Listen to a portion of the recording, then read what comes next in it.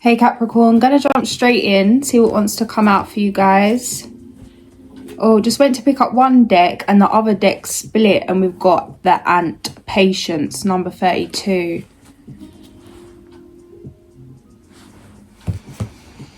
Already I can feel the frustration, the delays, the resistance, the force to surrender. Feels like there's an interference in the force. Split the deck, the Queen of Swords. This feels like Alice falling down the rabbit hole, being upside down, confusion, unable to identify what's intuition, what's fear, everything becoming too intense, many narratives at once, many truths at once, many perceptions at once, understanding everyone's reason for doing everything, understanding all sides of things. It feels like it's hard to know what to do and why you're doing it, why you're really doing it. It's like knowing why you're doing something, but then understanding there's more than one why. This can be creating a fear of you moving forward, fear of unconscious intentions or past intentions that haven't completely shifted yet, recreating an event or a season in your life that you fought so hard to clear. This is fear of repeating the same things you fought so hard to free yourself from. What if you make the wrong decision? What if you make the wrong move? I can't go back to that. I can't face certain things. I can't handle certain things. I can't go through that again. This is something you're being guided to let go of. This is working through inner child wounds. This is working through fears. This is doing the inner work that's stopping you taking action. It's not because you don't have the physical ability to do what needs to be done. There's something coming up here where it's like fears, even the fear of not doing something and it not working, but what if it works? Will you handle it? This is even wondering why it's so hard for you to get something done. That curiosity has revealed to you the why. This could be generational. Maybe somebody lost money, lost a home, lost a family, lost family members, was deceived, was lied to. There's something here where your blood is boiling because of certain narratives, certain limiting beliefs, certain emotions within you that don't feel true to you, but this is generational. This isn't yours to carry, but this is yours to break free from. You don't like the narrative, it's not true to you, but it's keeping you trapped. This is that soul trap kind of energy, freeing yourself from that, the fall. All right, let's pull the first card. 7 of Pentacles. Death. 10 of Pentacles. This is moving house, relocating. Some of you, this is more than one home, investing in a new home, buying a new home, maybe not living in a home, but creating income through property. This is increasing your assets, increasing your wealth. This is learning how to add value to what you've already got. There's been certain lessons that you've needed to go through to understand that it was never about the thing. The thing wasn't going to make it better. But there's certain things that can be used as tools to enhance your way of living, to enhance your peace, enhance your bliss, so that you have ownership of your time to do with life as you wish. This is a very liberating energy. This is going from that kind of spending 8 hours, 9 hours, or some of us longer, 12, some of us 18-hour shifts people be doing out here. This is an end to sacrificing your time for money. This is an end to sacrificing your days.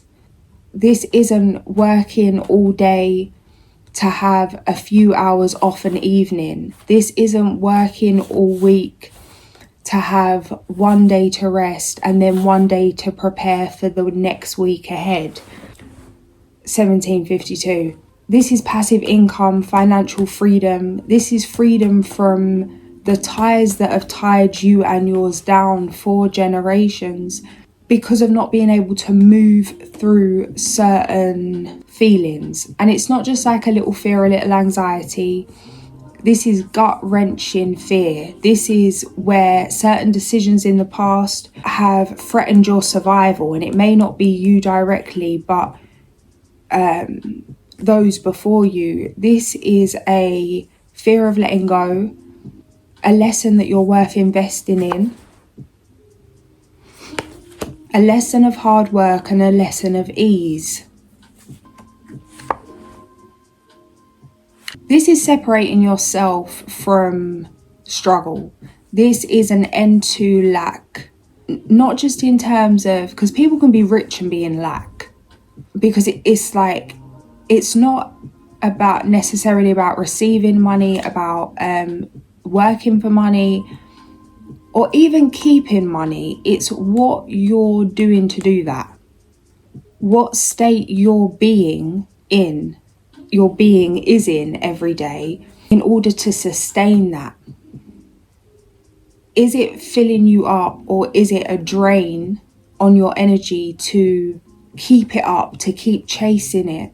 Or is it something that is just naturally in your field?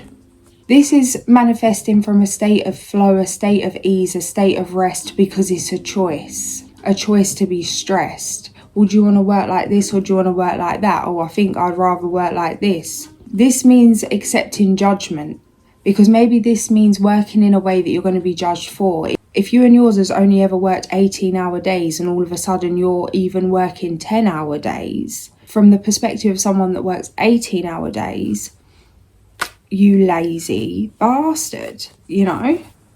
How dare you only be working 10-hour days? You could be receiving judgment for that. And that I'm using that example because people say, oh, you may only receive judgment if, you know, even sometimes it's like the whole line of workers, family business, a certain gift, a certain trait, a certain trade. And then if you was somebody that didn't work, then that could be why you would receive judgment. And the reason I'm saying about the 10 hours, because sometimes it's the slightest difference that if it doesn't match up to what somebody else had in their expectation of what you was doing and how it kind of related to their reality, that there could be some kind of disappointment. Does that mean you're making the wrong decision? No. There's a lot of changes taking place. There's a lot of towers that have already happened. These are coming to an end now. You may still be feeling there's a few little rocky moments, but support surrounds you in order to dissolve, resolve. This is conflict resolution. This is healing. This is something coming through about this kind of more. I was guided to watch something today. It's coming through now, and it's basically about how people are walking away from their families and how that never used to happen as much. It did, but not maybe in the way that it is now, kind of a thing. Leave your toxic family alone, that kind of thing. Is that sometimes necessary? Yeah. Do I feel like it's gone too far? Yeah. Is my opinion valid in this reading? No. However, there's ups and downs here. Interestingly, and this is what's coming through here, is just to be sure that you really are where you're at. The thing I was guided to watch today was basically a bunch of people that had gone to a TV show. I'm not going into what one because it's not about it, not trying to divert the attention away from the message, Hermit Tower. But there's a bunch of people gone to a TV show to basically speak about the more common theme of people walking away from their family members, whether it's parents ending relationships with their children, or whether it's parents walking away from their children, or children ending relationships with their parents, that basically they were there to discuss how they felt about it. And some of them were like, yeah, it's right to leave. Some of them were like, no, it's not right to leave. And everybody was so passionate about how they felt, which is fair enough. Like, we speak from our experiences. Same as me when I was sharing about surviving abuse in the most recent video. I'm sharing an experience that I'm passionate about, and there's emotion tied to that. However, even the video surviving abuse, I'm still living in the past of the abuse. I'm not moving on forward from that. I'm aware of that, which is why I'm sharing it in this moment. However, it was brought to my attention, like,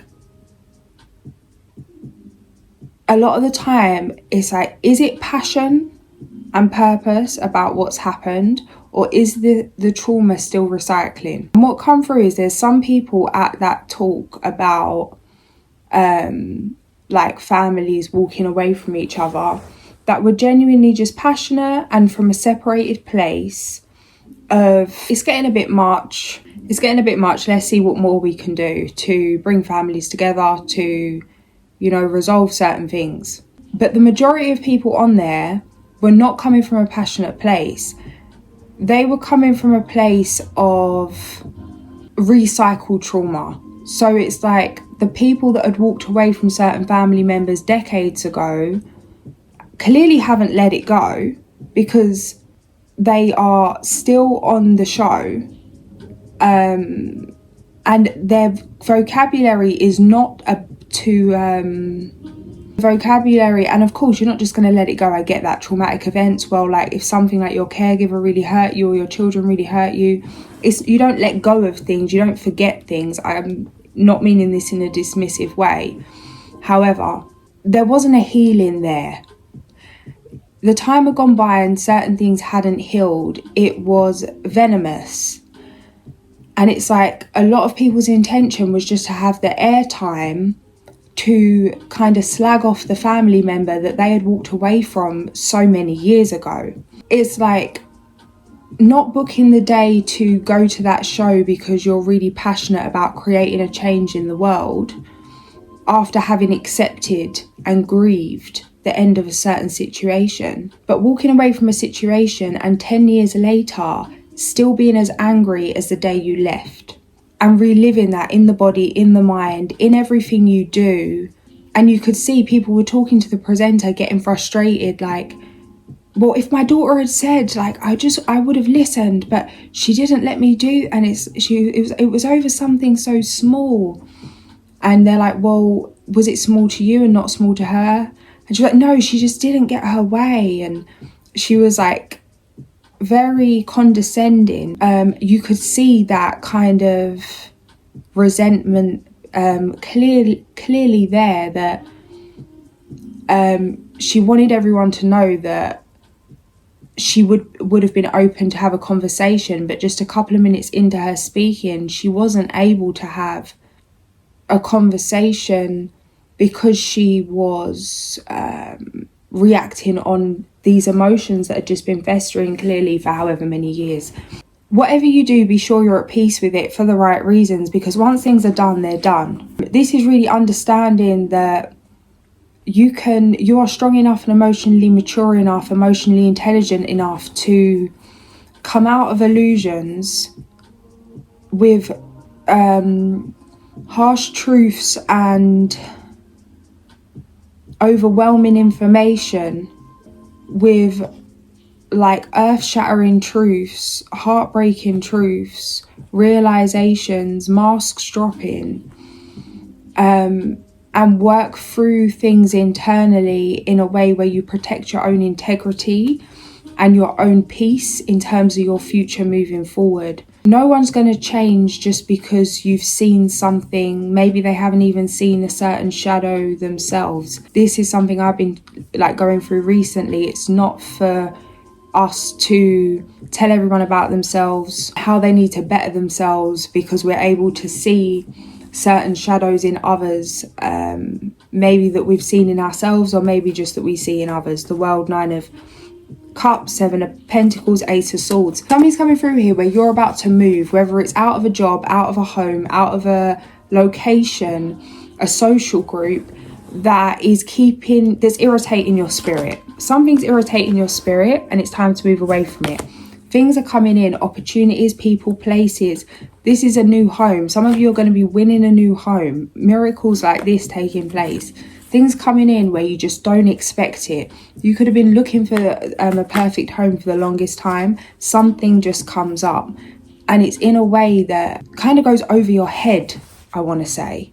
In terms of maybe you've been saving for however many years to buy a certain house. You're looking for a house. You can't find the dream house that you want. And then you win a house that's completely out of your budget. but it's exactly what you wanted. Or something comes up, something is brought to your attention. When you move, there's something coming through about not telling anyone. This information was brought to your attention for your protection. It's like that thing of when they say, don't ask the snake why it bit you. Just understand that's the nature of the snake. Don't go chasing after the snake saying, oh, why did you bite me? Why me? Why me? It's not about you. And there's something here where it's like, you're no longer running after the snake asking why it bit you. It's like, oh yeah, I get it. You're a snake. But just because you get it, that's not a reason to give the snake your new address, you know? That's not a reason to be comfortable around the snake because you're unconsciously, subconsciously or consciously prepared for what might happen. Don't prepare for what might happen if you don't want it to happen. This is really leaving certain people, places and things in the past. 9 of Cups, the World. What we got here? The Death, Strength, 6 of Cups. Again, these are really, really sentimental, special dreams, magical times. Magical times. It's a magical season. King of Swords, King of Wands, Hermit, Wheel of Fortune, Death, Strength, 6 of Cups, 10 of Pentacles. This is longevity. This is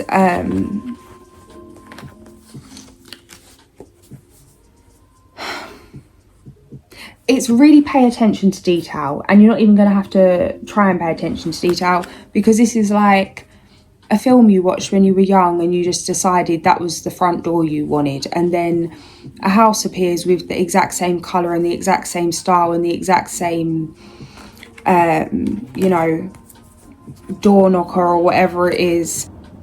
This is the little things that everyone people could even be like, oh, that's weird, don't really like that, and you're like, oh,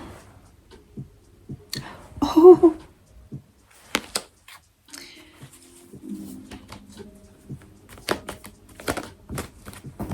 Ten of Swords in reverse, 4 of Swords, 2 of Pentacles, 8 of Swords, the Lovers. Again, Judgment, the illusion of choice. Something come through to me earlier, and it was like, there's certain things I had to navigate when I was younger that I really wouldn't have known what to do. Say this to this one, don't tell this person this, don't tell that person that, whatever it was, in terms of school, in terms of going through things, you know, with traumatic events from young.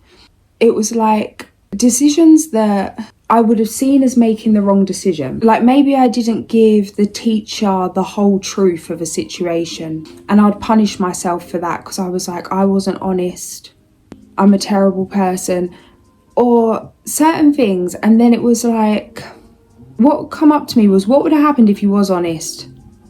And years later, certain masks dropped where it was like, thank goodness I wasn't honest with you, because I had to save myself and people were trying to drag me down. And it's like, it was almost autopilot, like unconscious, to move in a certain way, say certain things at certain times, feeling similar to like here, when it's like certain messages just coming through. Few interferences in the fall, so I completely forgot what I'm saying. I'm not even sure where I was at here. Sometimes these things are for our protection. 4 of Pentacles. What people didn't hear, what people didn't register, what people didn't understand, what you didn't say, what you didn't do. Sometimes even we make decisions that feel like we've made decisions out of fear, in panic in the moment, and can't believe you've made such a decision that you would never have consciously made that decision, but that decision saved your life. It's not what you was maybe brought up to do, to handle a certain situation. Maybe it felt like a sneaky move. Maybe it felt like it wasn't genuine. Certain ways you've been guided around things were to prevent further heartbreak in the short term and in the long term. To forgive yourself for what's been done and what's been said. It's bigger than you. It feels like the things you've been punishing yourself for, you wasn't conscious of your intention or the broader situation at hand at the time. To forgive yourself for what you didn't know.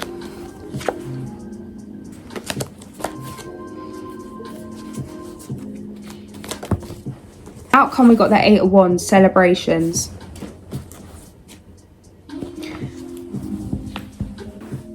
Being guided to read the 8 of Wands from a magical course in tarot. This is a time of swift movement, channels of communication opening wide, and the unfettered exchange of pure energy. There is a dizzying aspect to this card. Things will speed up and change at a moment's notice, and choices and options abound. Now is the time to send messages, make contacts, act on wishes and dreams and ideas. Others will see you in a brighter light and respond. Love and creativity are electrified. Here is a gypsy carnival at midnight, summer solstice, and the fires of Yule, igniting all at once, reach for the stars. 1818.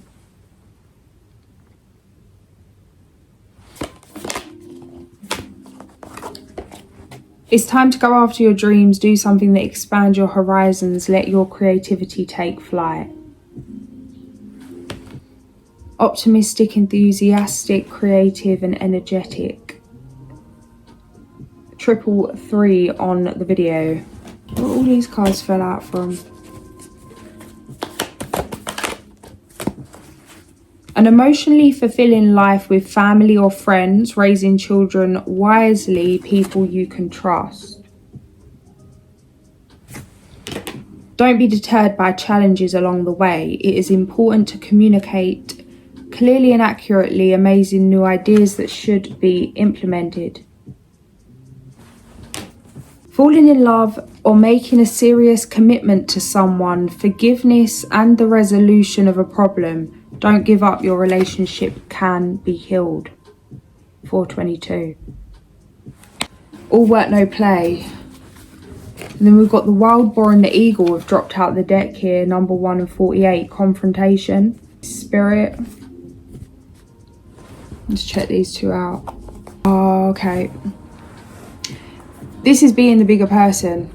And not for the sake of ego. Not to say you was the bigger person. It may mean being the bigger person by walking away, appearing like the waste man. Find or be a mentor, take a break from society, a commitment to your spiritual growth. Number 9. A romantic partner you can trust, excellent advice that comes from the heart, getting involved in a cultural or creative endeavour. Mature, warm-hearted, honourable, devoted. Yeah, this is like head of the table kind of business. This is knowing when to let things solve themselves and knowing when to interfere. And interfering for the good of, for the highest good of all and everybody's integrity. Which is going to be easier said than done, because it feels like it means working through your feelings separately, to separating your emotions from the solution, which would be the problem, but can be the solution.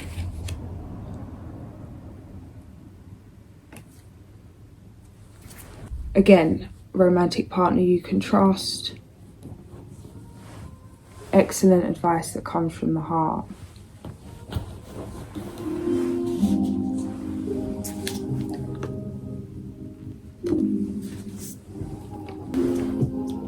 Wild Boar and the Eagle. First page it's opened on is the dog. The first thing I'm being guided to here, understanding of human shortcomings, which reads on from, if dog has been paddled, it still returns love to the person who was the source of its bad treatment.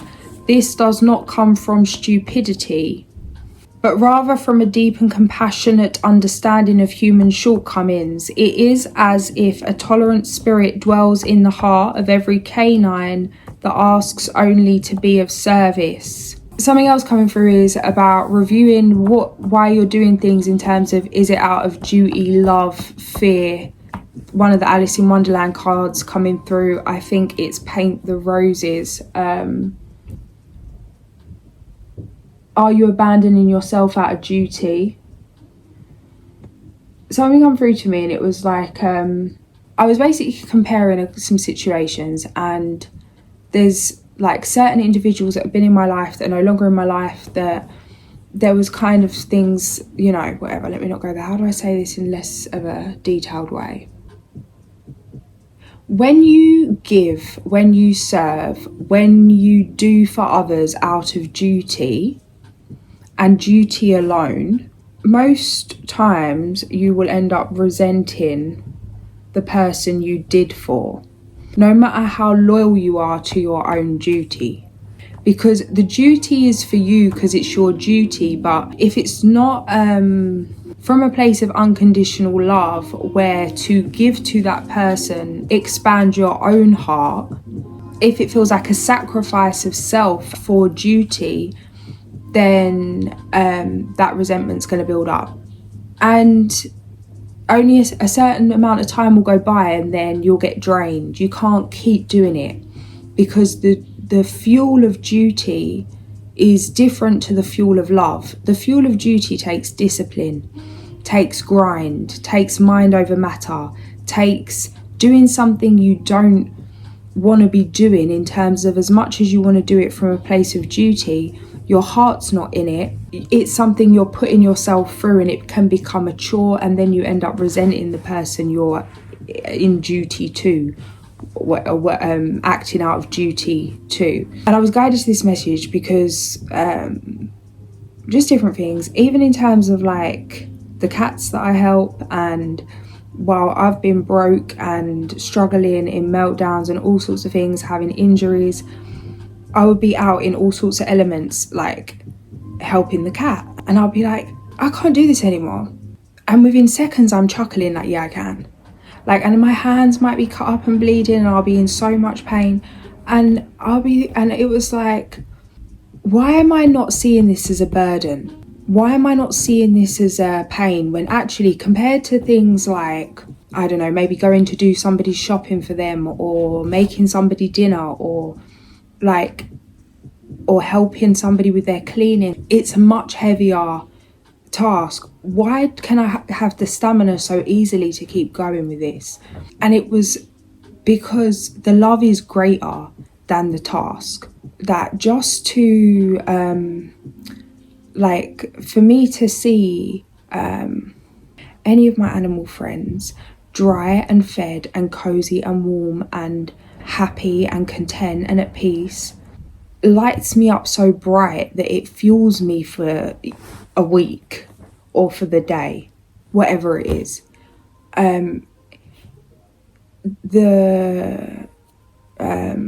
The joy of that, how much that opens my heart, the mind-heart connection, boosts my immune system. It helps me in terms of whatever it is. And no matter how tough things get, it's never a burden, it's never a chore, it's something I will never have resentment for, because it's for me as much as it is for anyone else. Now, there's other times I've done things for people that I felt like it was what I had to do, what you should do, what I feel like I should do, and the smallest task would have been more of an effort to do than spending hours in the rain while being unwell helping out animals, because it's not fueled by the heart, it's fueled by duty. An abandonment of self, a sacrifice of self for doing something you feel you should do. This isn't about abandoning your duties. This is about redefining, reviewing, reflecting on duties, reflecting on what you're doing, why you're doing it, if you need to be doing it, where your loyalties truly lie, maybe even reviewing if they're mutual, if you care if they're mutual, and what you really want to invest in. Number 1, Eagle. Spirit. Page number 41. Eagle medicine is the power of the Great Spirit, the connection to the divine, the ability to live in the realm of spirit and remain connected and balanced within the realm of earth. Eagle soars and is quick to observe expansiveness within the overall pattern of life, From the heights of the clouds, eagle is close to the heavens where the Great Spirit dwells. The feathers of eagle are considered to be the most sacred of healing tools. They have been used for centuries by shamans to cleanse the auras of patients coming to them for healing. Within the belief systems of Native American tribes, eagle represents a state of grace achieved through hard work, understanding, and a completion of the tests of initiation which result in the taking of one's personal power. It is only through the trial of experiencing the lows in life as well as the highs, and through the trial of trusting one's connection to the Great Spirit, that the right to use the essence of eagle medicine is earned. Learning to fiercely attack your personal fear of the unknown, the wings of your soul will be supported by the ever-present breezes, which are the breath of the Great Spirit. Feed your body, but more importantly, feed your soul. Within the realm of Mother Earth and Father Sky, the dance that leads to flight involves the conquering of fear and the willingness to join in the adventure that you are co-creating with the divine. You're being put on notice to reconnect with the element of air. Air is of the mental plane, and in this instance is of the higher mind. Wisdom comes in many strange and curious forms and is always related to the creative force of the Great Spirit. If you've been walking in the shadows of former realities, eagle brings illumination. Eagle teaches you to look higher and to touch Grandfather Sun with your heart, to love the shadow as well as the light. See the beauty in both and you will take flight, like the eagle. Eagle medicine is the gift we give ourselves to remind us of the freedom of the skies. Eagle asks you to give yourself permission to legalize freedom and to follow the joy your heart desires. 48. Confrontation. The wild boar. Wild boar teaches us to confront without fear, ripping apart the denials and lies that appear. Testing courage, finding truth, its medicine will remain a part of every human path, marking the victories we attain. If wild boar is charged into your cards today, you're being asked to confront anything or anybody that you have been avoiding.